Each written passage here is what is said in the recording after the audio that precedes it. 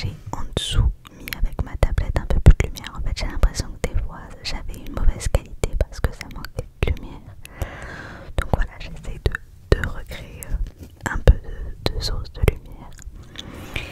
Donc j'espère que vous allez tous super bien. Moi ça va super super super. Bienvenue au nouveau. Aujourd'hui je vous ai tourné un vlog.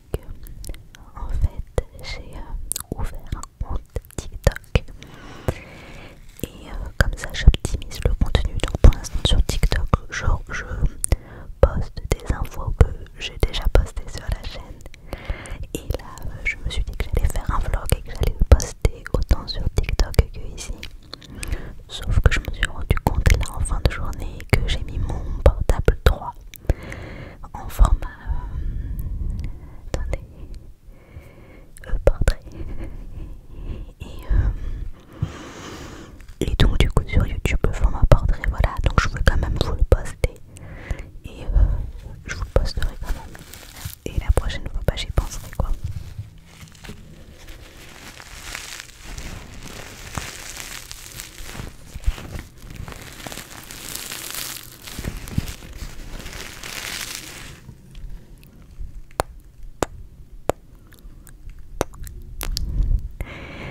Alors aujourd'hui je vais vous parler d'un sujet. On va parler du tabac. À l'avance je m'excuse si on entend du bruit, il a commencé à pleuvoir et à y avoir de l'orage. Donc je sais pas si ça va s'entendre ou si ça va être relaxant ou pas. Donc voilà. Alors, le tabac. Je vais vous parler du tabac en tant que femme enceinte. Pourquoi? Parce que sincèrement, quand j'ai su que j'étais enceinte, c'est une des premières problématiques en fait que j'ai eues. La seule même en fait, c'était ça. Tout de suite je me suis dit purée, je vais faire comment? Évidemment je le précise, pour ceux qui ne fument pas, c'est pas du tout, vous allez le comprendre en plus, une propagande envers la cigarette. Au contraire, ça prouve même à quel point il faut pas commencer parce que c'est triste. Qu'au moment où on est enceinte, la première chose qu'on se dit c'est purée comment je vais faire avec la cigarette. Ça prouve à quel point c'est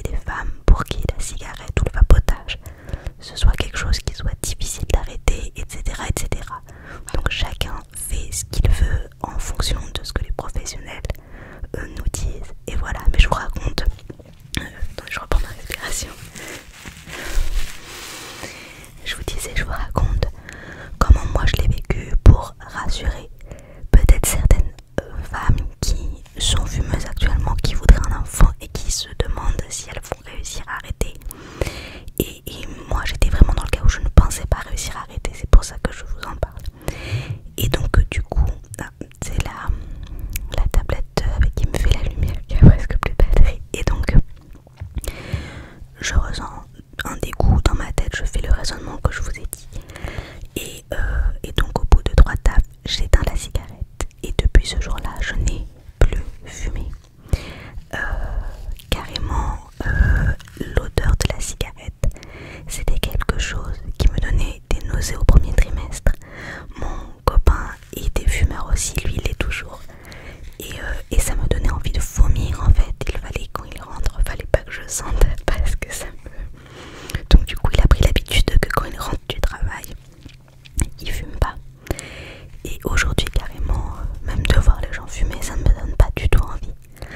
Après, est-ce que une fois que j'aurai accouché, donc j'accouche début juin, est-ce que je vais reprendre? Ça, je fais pas de plan sur la comète. Voilà, je n'ai même pas réfléchi à ce que j'allais faire après.